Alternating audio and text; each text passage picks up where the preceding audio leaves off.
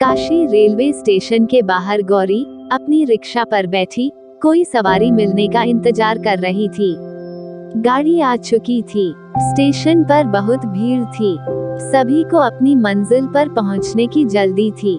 बाहर बहुत से रिक्शा वाले थे। उन सब में एक गौरी ही अकेली लड़की थी जो रिक्शा चलाती थी। बहुत से यात्री उसे लड़की है, कमजोर होगी समझकर उसके पास से निकल गए और उसे सवारी नहीं मिली। आधा घंटा बीत चुका था।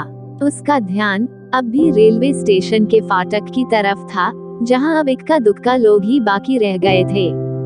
मई के महीने की गर्मी में वो पसीने से तर हो चुकी थी। उसके काले घने लंबे बाल जुड़े में बंधे थे और बालों की कुछ लंठें उसके कानों और चेहरे पर झूल रही थीं। उसके चेहरे पर पसीने की बूंदें चमकने लगी थीं। उसका खूबसूरत सांवला चेहरा धूप में लाल पड़ गया था, मगर उसके चेहरे की मुस्कुराहट और आंखों की चमक कम नहीं हुई थी। BHU चलोगी? आवाज सुनकर उसने पीछे मुड़कर देखा। एक आकर्षक नौजवान उससे पूछ रहा था। BHU के हॉस्टल चलोगी? उसने सवाल दोहराया। गौरी ने हाँ में सिर हिला दिया। हाँ, पर 30 रुपए लगेंगे।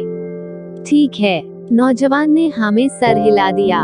उसके कंधे पर सिर्फ एक बैग था। वह रिक्शा पर सवार हो गया। गौरी खुश थी कि आज उसे खाली हाथ नहीं लौटना पड़ेगा। उसके लिए यह रास्ता कोई ज्यादा नहीं था। गौरी को देखकर उस नौजवान के मन में कई सवाल उठ रहे थे।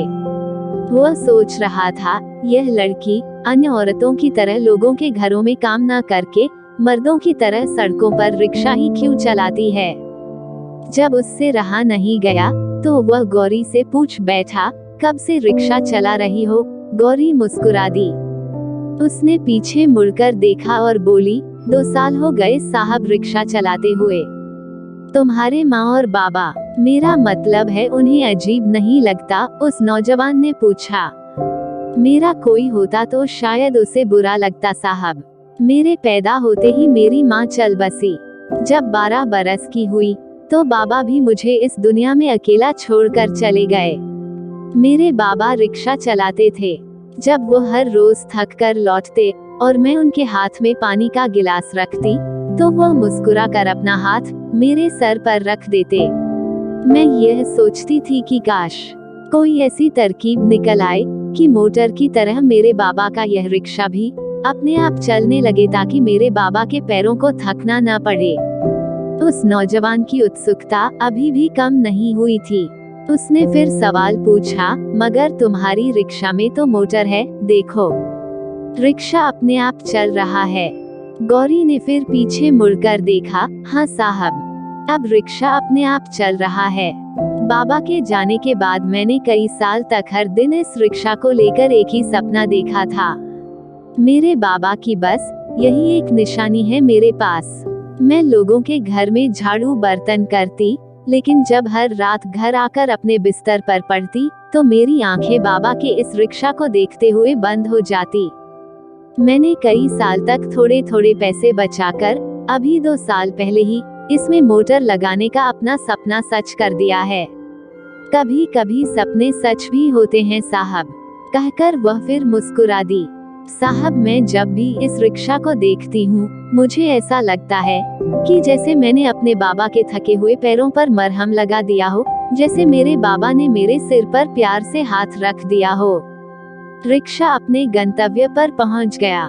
जैसे ही वह नौजवान वहाँ उतरा और गौरी को किराए के पैसे देने के लिए अपनी जेब को टटोला। उसके पास 500 का नोट था।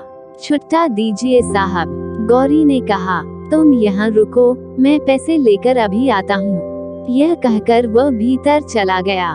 थोड़ी देर में वह लौटा और पैसे लेकर गौरी ने हमेशा की तरह बिना गिने हुए रुपए अपने दुपट्टे की गांठ में बांध लिए। घर आकर जब उसने उन मुड़े हुए 10-10 के नोटों को खोला तो उसमें से एक कागज निकला। गौरी कभी स्कूल नहीं गई थी।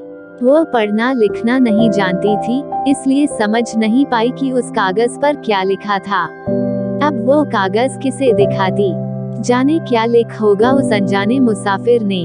वह जानना जरूर चाहती थी कि वह अजनबी उसे कहना क्या चाहता था। उसकी इसी सोच ने उसे पढ़ना लिखना सीखने के लिए विवश कर दिया। शाम के वक्त मोहल्ले के मास्टर जी के पास जाकर वह पढ़ने लगी। जब तक वह खत पढ़ने लायक हुई, तब तक सूरज आसमान पर कई महीने का सफर तय कर चुका था।